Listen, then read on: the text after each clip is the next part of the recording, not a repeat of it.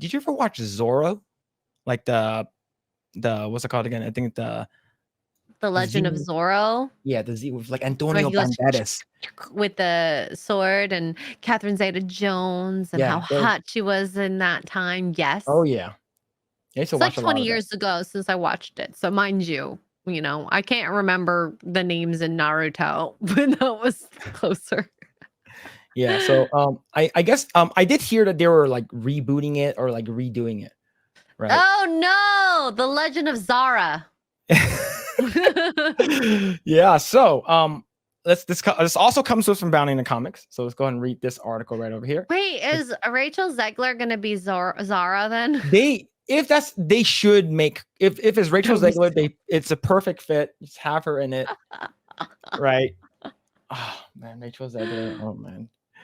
But let's see. This article, the title says Sean Gordon Murphy reveals the main character for his upcoming Zorro comic is a lesbian. Says he's 90% aligned with Heather Antos.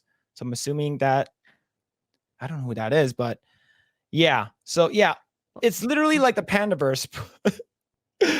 Put a chick in it and make her lame and gay. Yeah. And we talked about this with what's it called again? With Grae, like when we watched it last week. It was just we known about this for a long time, and we're just glad that South Park is calling it out. Right? Yes. Like we've been annoyed with it, just like put a chick in it and make her lame and gay. And I hope this fails miserably. I do too. I mean, that's evil, but I do too. Yeah, see, Sean Gordon Murphy gave a cynical interview with Comics by Perch over the weekend where the two men gaslit comic fans as to the problems of the comic industry, downplaying the fact that Marvel and DC have been systematically and intentionally replacing their characters with woke diversity tropes for the last decade, while revealing his upcoming Zorro comics main character is a lesbian. That shirt makes him look like a lesbian. Yeah. See, chat, I'm wearing this pink shirt was for a reason. You look less gay than he does. Yeah. He definitely looks like he plays for the... No, he definitely catches. Do you watch or read BL stuff? What is a BL? Okay. If you don't know what that is, okay, here's BL means boy love. I love a boy, yeah. No, but it's like anime, like basically boys liking boys. Is it like would I have to go to a certain website like Pornhub to watch this BL stuff? Okay, so Yuri on Ice is considered boy love, BL. I don't know what that is. So Yuri on Ice, it's basically like ice skating stuff, but it's like the guys get really, really close to each other, but they don't kiss. And you're like, as a girl, like my wife is like, oh my God, they're so close to kissing. Wait, so they cross swords, but they don't actually cross swords. Yeah, it's like literally like edging people to like, it's like, but yeah, it's there is actually a community online that loves that kind of stuff. Yeah. Gay! I don't know. Anyways, I don't know. It's fine. If you like it, that's fine. I think it's so funny to be like, okay, we're not gonna watch the full gay sex, but we're gonna watch this instead. Yeah, it's almost gay, but it's not, right? So there is a very good anime, and I highly recommend it. It's super, super funny. I enjoyed it. My wife enjoyed it. Of course she would. But it's called Kiss Him Not Me. And it's so the synopsis is a fat, chubby girl with glasses that loves snacking and eating, and she loves writing like fan fiction of herself and stuff like that. She's in high school. And then all of a sudden, overnight, she gets really sick, and the next day she becomes extremely hot. And then she goes to school, and then all the guys start hitting on her, right? All the guys. And you're like, what's going on? But she loves yaoi stuff, which is basically what that is. It's like, men on BL stuff. And he's like, why don't you kiss him instead? Like it's really, really funny. I think it's like a 1 season thing. So like if you're interested in that kind of stuff, I'm pretty sure this guy It's probably interested in yaoi and BL stuff. Maybe him and I can watch it together. He'll probably be more tantalized about it than I is. I will be. Wait, what's this? It's like Phil getting a little too excited while talking about a super sus. Ooh, It's the shots pink fired. shirt. It's the pink shirt, all right? It's the pink shirt. All right, let's Hey, I'm continue. wearing pink too. We're matching. Yeah, I didn't. Yeah, I saw it. Hey, you're wearing pink. It's unintentional. Okay. See, the interview to promote Murphy's new Zorro Kickstarter lasted an hour and a half, most of which felt like Murphy interviewing Perch about the YouTuber's ideas about what was wrong with the comic industry and how to fix said problems, including a rant about former Marvel editor-in-chief Bob Harass. What? Mr. Harass. That is a funny last name. Okay, Love who it. along with the then co-publisher Dan DiDio seemed to be in last stopgap before DC Comics pushed all of their characters in the direction of LGBTQ propaganda. Is he saying like, look how woke they are, look how crazy they are. Also, my Zorro is a lesbian. Yeah, he's just trying to get all those DEI points from the internet, essentially. Yeah, and look, I'm fine with the whole slay queen moments, but it's like you gotta stop, man. Are you? Let's see. At the 14-minute mark at the interview, Murphy and Perch begin to discuss wokeism in comics for a brief couple of minutes, condescending critics of woke culture in the process. It includes claims that the woke content doesn't matter in the downfall of these companies and that the independent movements of creators and commentators serves themselves rather than address what they perceive as the real systemic problems in comics. How do you feel about this so far? I mean, it just sounds like a pile of denial that they really just don't want to look at. And the fact that they're deflecting just means that they're really sensitive people about the content in itself, as per usual. Yeah. Like, wasn't there a guy like a couple weeks ago? I think like the Green Lantern dude was like, please buy this book because it will help out like LGBTQIA and stuff like that. And it's like a Green But Lantern character. didn't you guys say that, like, if you are not one of these people, you shouldn't buy the books? Yeah. It's like, don't, it's not for you. Don't buy the books. It's not for you. It's meant for them, right? But actually spend your money, and we need the money from you. Yeah. So, do you think that representation matters?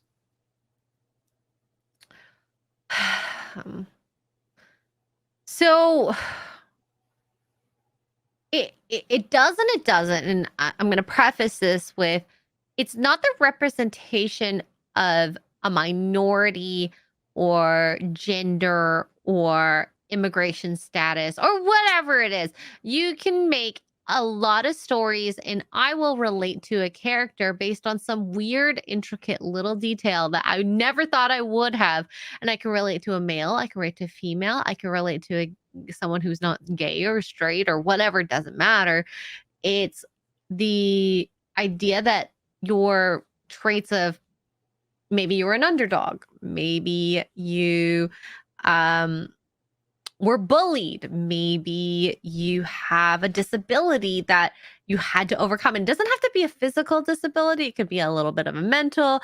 You could have, been a bit of an autist.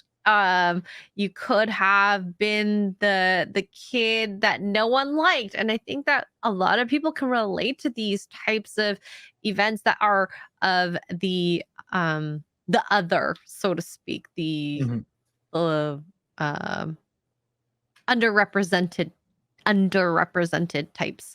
So that's what I think, that it's nice to feel like you can be seen in that sense, but it doesn't have to be like, oh my God, it's an Asian person. Yeah. Dang. I mean, I loved Jackie Chan, but you know what's funny about Jackie Chan? It wasn't that I saw myself in Jackie Chan. I actually really like Jackie Chan because his personality was very similar to my father. There's a lot of things that as a dad, he has in his character that I can relate to my own father with. Mm-hmm. not Yeah. because I'm Asian, okay? Yeah, like, and that's the reason why I 100% agree with you. I think there are specific personalities and traits and tropes that you see in a anime, cartoon, TV show. You're like, why is why does everyone relate to Peter Parker? It's because he's a kid, right? That gained superpowers, and then he's also a nerd, and no one noticed until he got his superpowers, right? But like as long as he's himself, then people will like him, right? And that's the reason why, look, when you get stuff like Shang-Chi came out, it's like, oh hey, we finally get an Asian, Chinese superhero. What I think about that? I'm like, is the movie good? Honestly, Right? it could have been good. It Mhm. really could have. And I really, really did like him as an actor when he was in Kim's Convenience. Yeah. But it's funny because when he was in that Ken role and he was that bimbo version of him, that's kind of Yeah. his version in Kim's Convenience, which made me think, oh my God, he was a good bimbo or himbo. Sorry. Yeah. I have nothing against that actor. Like what's it Simu, but Simu. I think that, like, that does he represent, like, oh, now you have a Chinese superhero? It's like I don't care about that. Right. No. Yeah, and it's sad, right? And the thing is, like, a lot of the people in the comic book industry, especially the people who are in there currently, and the movies, they're all like, okay, we need more representation. I think representation matters, and I think everyone's just echoing this. Like, they probably just want the DEI brownie points. And like the fact that you're targeting such a small audience versus, you know, a good story, it just shows that your work isn't that Yeah, meritable, in my opinion. You yeah, know, your work will speak to itself if it does well. And we've seen, um, Tom Cruise's work completely blow the box office apart. We've seen Barbenheimer completely blow it apart too. So it's definitely not, you know, woke stuff is gonna get you all the money. And I mean, like Barbie is a little woke to a lot of mhm, woke, and it still did well. But my question is on that is let's see the second, third, fourth movie and see the drop off, and we'll see how well that does. yeah. Did you okay? Because I didn't watch Barbie. Did you watch it? I did. It is okay. I think that it should have leaned more into the bimbo thing. The story in itself was okay. I wanted more dance numbers, as silly as that sounds, because Barbie and dancing and singing makes sense. Okay. Mhm. They could have done way more and it could have been way more fun, but it wasn't. Um, and then the whole idea with the patriarch was a bit silly. I think Barbie should have overcome a personal internal struggle versus her versus Ken or Mhm. the Kens, Yeah. you know. Like, like, do you agree that I'm not sure if, like, Ryan Kennel talked about this. I think he enjoyed it too, and he mentioned that, or I'm not sure him, but like, I know some people are saying that it's actually showing how oppressed Ken is, right, living in Barbie Land, right, and then. Yes, Mhm. yes. He has like if you watched it, you'll see just even in the beginning like 15, 20 minutes, like he gets like shoot off like this, like, "Oh, we don't care about you. What are the Kens here for? Where do they live? We don't even know where the Kens live. They all he wants to do is get Barbie's attention." That is not a big deal to me in the sense that if you play Barbie in real life, and this is me trying to empathize with the writing, that it I never cared about Ken. I cared about Barbie. And if we're thinking Mhm. about how girls played with the dolls, Ken being in the story doesn't matter in my opinion. Maybe that could have been a good second story to go into the second movie, but the movie should have been about Barbie and her coming of age, and I think that would have been a good story to go into. How to do that, that's another story. I don't know. Yeah. Like with the whole, do they go to the real world? Do they not? Like how do you integrate the stories together? But I think that's an age-old story that we can all relate to. Yeah. Absolutely. And then, create the Ken story. And then I would have loved this. like Ken starts getting his own coming of age story, and then with G.I. Joe becomes a man. That would have been hilarious. Yeah, But that'd be cool. Oh, they should have a crossover movie or something like yeah, that. because That'd be it's the cool. same toy maker, Mattel, so Yeah. it would have been perfect. But Yeah. we'll do it, probably not. Yeah. All right. Let's continue this. Let's see. It sounded strange to hear them gloss over the problems of the comic industry until one looks at Sean Gordon Murphy's track record of extreme left appeasement in his career in order to keep himself in the good graces of the woke gatekeepers. I'm 90% aligned with Heather Antos and the others, Murphy says later in an interview when discussing politics after opining that one side accuses me of bending the knee to the SJWs. And I think so, right? I think we have a lot of people who are just like, you know what, you should if how about you just call it out? I think that's the reason why there's a lot of people who don't like Henry Cavill, people who work in industry, right? It's like, oh, he's hard to work with. It's like, no, because he wants to be faithful to the source material. Same thing with I think Jenna Ortega, right? Like didn't she say like a bunch of stuff like, oh, I don't want to do this. This is not Wednesday's character. The lines, yeah. It's like, no, she wouldn't do this. She wouldn't do this. And it's like, I think this person is just like bending the knee. And I think he is, right? Unfortunately, Murphy is very much has bent the knee despite it coming back to bite him more often than not. Murphy spent an exorbitant amount of time in 2019, 2020, propping up embattled comic writer Brian Maggs Visaggio, posting a Twitter picture with Visaggio and calling him his BFF. Visaggio later took to Twitter and accused Murphy of manipulating him, including love bombing, which was not made clear to as whether it meant Murphy made advances towards Visaggio to have a homosexual relation. Oh my God, that's creepy. What?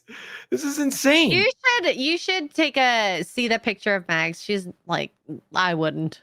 Oh man.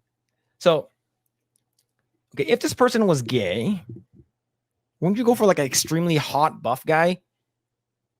I don't know, right? Like, and same thing with like lesbians, right? Like wouldn't you go for like someone who's extremely hot? And I don't know, like a femme.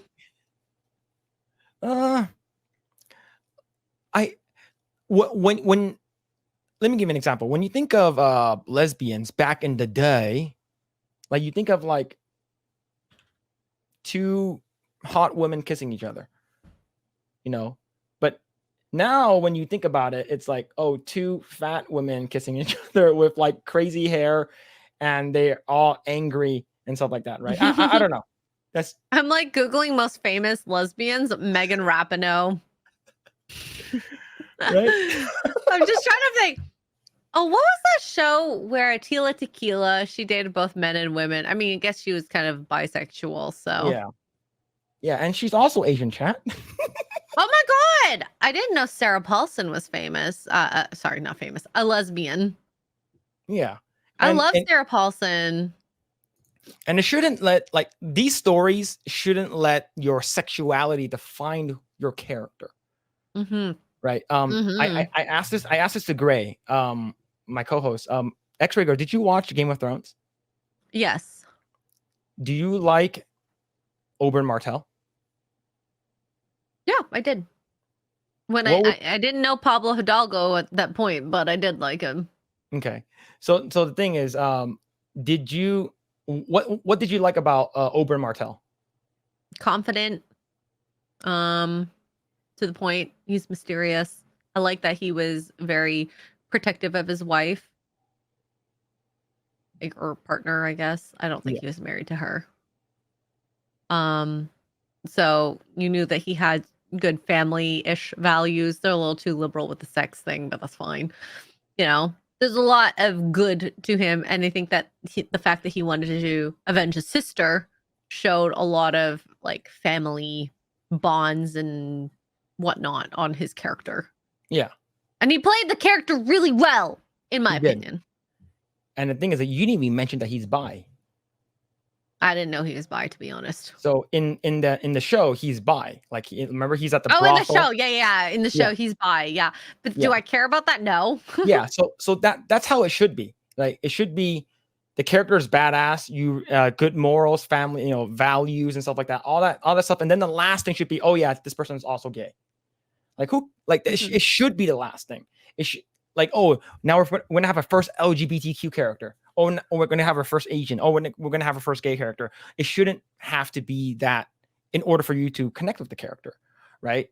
Like just make something good, right? I agree with this one too from Lost Tales. Make lesbians hot again. It's the new Manga. Yeah. But yeah. Let's see. Let's see what he said. Let's see. I recently did a cover for a creator, but it's been brought to my attention that the creator has posted opinions that are anti-LGBTQ. I've spoken with the creator, and the cover will now be pulled from the project. Anyone who knows me knows I'm a big supporter of the LGBTQ community, from the hard workers at my publisher to my fellow creators to the people of my own family. And I'm sorry if I hurt or upset anyone. I've always wanted to my work to be about inclusion and about people working together. It's a major theme about in my Batman work, but I can't be connected to the opinions that hurt the LGBTQ community. That's meant so much to my life and my upbringing. Yeah, and the fact that a lot of these people are, putting, self-inserting themselves either through, characters or like ideology, or like how, politically. I think it's just really sad where everything is going, and that's the reason why I love what like I would consider myself a part of the the culture war, right? And what Gary, yourself, Geeks and Gamers, everyone who's just pointing the shit out, Rippa, especially starting the Rippaverse, him starting an animation studio. I love where this industry is going now. Thanks for checking out this segment of the Project Eggroll podcast. If you like what we do here, please like, share, subscribe, hit the notification bell, and you will know next time when we go live. We do go live every Saturday at 8 p.m. Once again, we are just getting started. Tons of more video to come. Thanks, and we'll see you guys next time.